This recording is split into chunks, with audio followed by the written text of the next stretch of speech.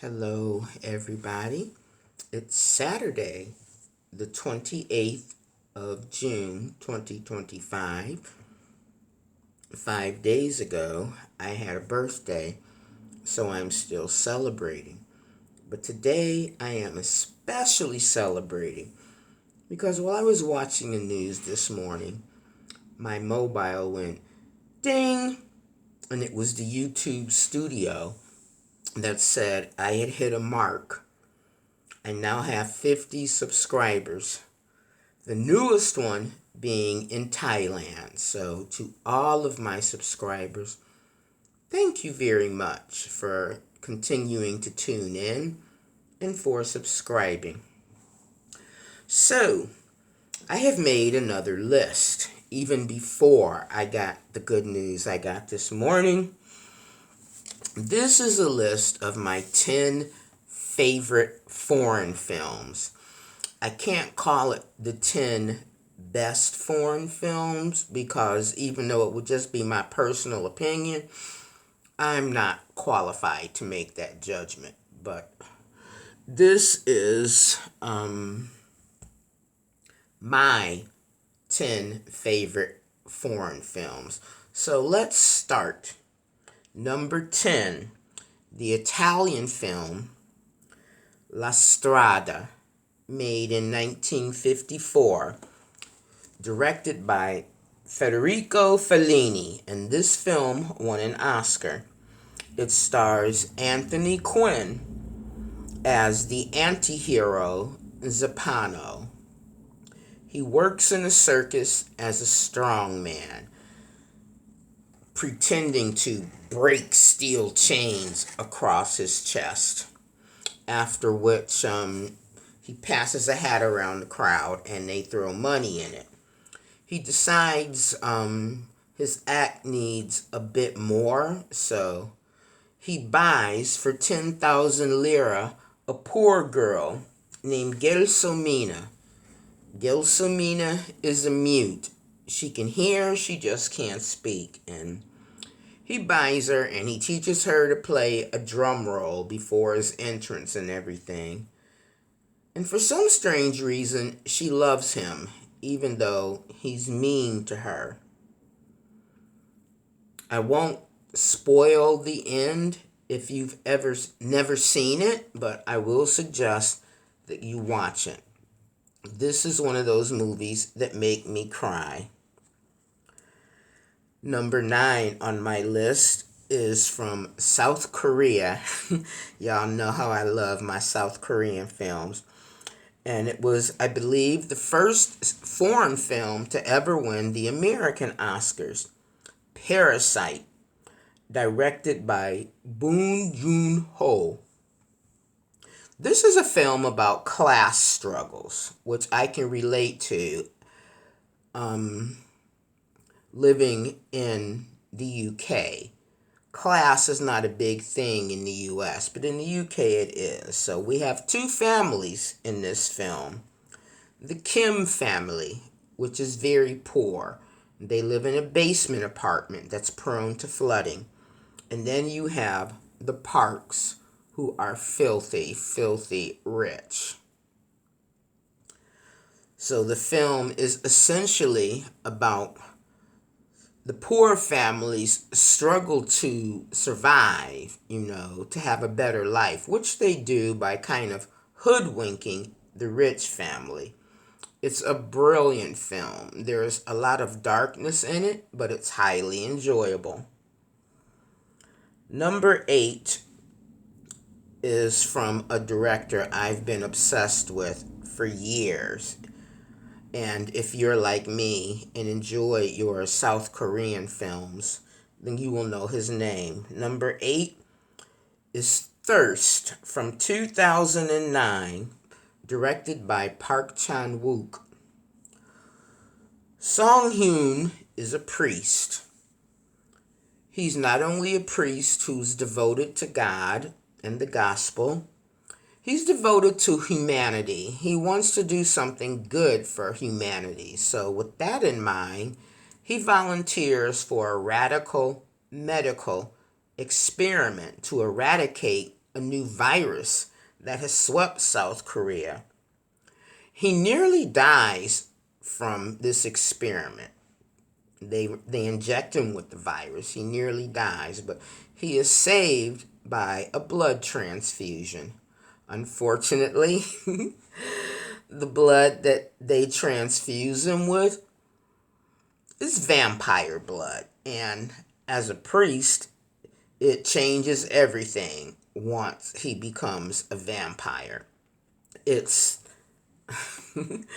it's it's billed as a dark comedy, but I would say beyond that, it's also a love story because he meets a poor girl in a family she's being abused by, and ultimately he makes her a vampire, and the film progresses from there. I'd recommend watching it. Number 7 is again, it's Park Chan Wook, directed by him, and the film is 2005's Lady Vengeance. Now, I need to expound on this a bit. Park Chan Wook directed something known as the Vengeance Trilogy, and there are 3 films in this. But the order in which I've ranked them is the order of personal preference and not the order in which the films were made. So, Lady Vengeance, which is 7 on my list, it was the 3rd film in the trilogy. And this is about a beautiful woman who once had a child named Lee Gum Ja, and she is wrongly convicted of the murder of a child, the kidnapping and murder of a 5-year-old boy. And she does 13 years in prison. And while she's in prison, obviously, her child is taken from her, and she undergoes a lot of horrendous experiences while she's in prison. But she endures everything because she has a plan. She has a plan to get even with the people who wrongfully saw her imprisoned. And her revenge plan against people, it gets increasingly violent. But it's a really good film. And it begs the question, when is vengeance too much? Personally, me, I get it. I get why she did it. Anyway, let's move on to number 6. Again, this is directed by Park Chan Wook, and it was the first film in the Vengeance trilogy. And this is called Sympathy for Mr. Vengeance. Dong Jin has a beloved sister named Yu Sin. All he has is his sister, and they've lived together all their lives. Yu Sin is the elder, and Dong Jin is a deaf mute. When Yu Sin comes down with kidney disease, Yong Jin does everything he can, to come up with money for the necessary operation she needs for her kidney transplant. But they're poor. Plus, he's a deaf mute. So he's not having success in trying to convey to the doctors what he wants and what he needs. But he does have a girlfriend, despite being a deaf mute, and she's a radical. So they devise a kidnap plan. They will kidnap the daughter of the richest man in South Korea, hold her for a ransom, and then he will have the money for his sister's kidney transplant. Unfortunately, you know where this is going. Everything goes horribly, dreadfully wrong. It's such a sad movie, and yet within that there are moments of hope, and there are even humorous moments. So I could recommend it. We're at number 5 now, and again, it's Park Chan Wook, and you Y'all heard of this. It's Old Boy from 2003. This is the movie that Spike Lee tried to remake, and you know me, I'm a film snob. I don't do remakes, so boo Spike for trying to remake this. Okay, the original Park Chan Wook Old Boy centers on Oh Dai-soo. He's a neglectful husband, he's a neglectful father, and he's an obnoxious drunk. And on the night of his daughter's 5th birthday, he's out partying with his best friend when he is kidnapped and locked in a tiny room where he's kept for 15 years. Imagine that. One moment, you're drunk and you're partying, and then you're snatched off the street and thrown into a little tiny room with no windows or anything, and you're kept there for 15 years. After 15 years, Odaisu is released with the proviso that he figure out who kidnapped him and why. He has 5 days to do this. This is a really dark film, particularly the end, which will shock you if you've not seen it. And yet it remains one of my favorite foreign films. Number 4 is, again, South Korea, and it's by the same director who did Parasite. It came out in 2003, Memories of Murder. And this is based on a true life serial killer case in South Korea. One of the very first cases of serial killing that was ever held in South Korea. And it still has left a profound effect on the country today. The young man in the film and in real life, who was originally thought to be the serial killer, turned out not to be. But that's all I'm going to say about that. I highly recommend that you watch this film, which for some strange reason, IMDb bills as a dark comedy, but I don't see anything funny about this. I've never seen anything funny about innocent people being locked up. But that's a topic for another day. We're nearing the end. Number 3 is the South African film Tsotsi. And it was written by Gavin Hood and Athol Fugard, who is a notable South African playwright. And it takes place in Johannesburg, and it centers around 6 days in the life of Tsotsi, who was a low-level hood. He steals a car, and he's driving when he hears a cry from the back seat and discovers there is an infant in the back seat of the car. What do you think he does with this baby? You'll need to watch the film to find out. Number 2, in fact, the next 2 films between 1 and 2, it took me maybe 15 minutes to decide.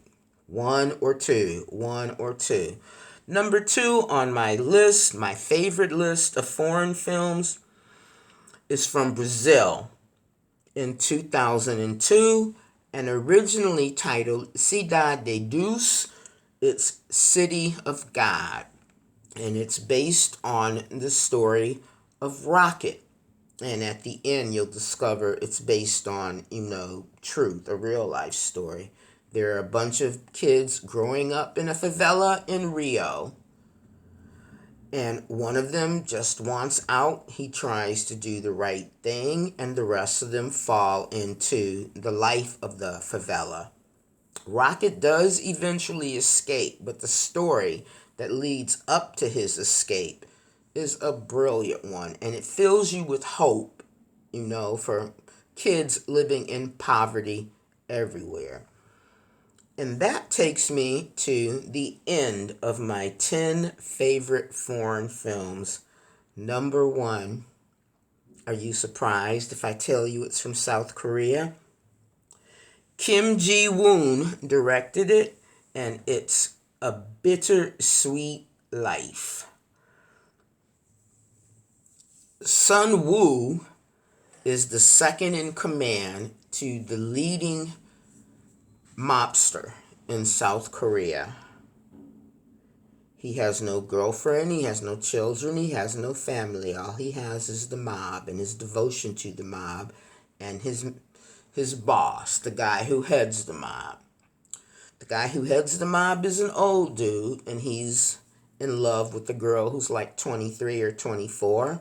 He has to go away on business, so he asks Sun Woo to watch his young girlfriend, report daily, make sure she's not cheating on him or anything, which Sun Woo does, and of course, he catches her cheating with a guy her own age. What will he do? Is he going to dime her out? Will he kill her according to his boss's instructions? I'm not going to tell you. If you've not seen it, you need to watch the movie. It's called A Bittersweet Life, made in 2005. And that's it for my list of my 10 favorite foreign films.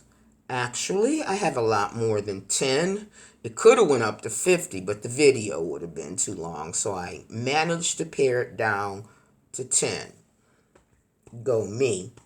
Right, so that's your girl out. To my new subscribers, my 50th subscriber is actually from Thailand. So welcome to my new subscribers, and thank you to my current subscribers who keep tuning in. Please, as always, comments are welcome, and please share the link. And if you're one of the people who tune in, the way my analytics says, I get a lot of people who tune in, but they don't subscribe. Please subscribe. Have a wonderful weekend and be safe. Bye.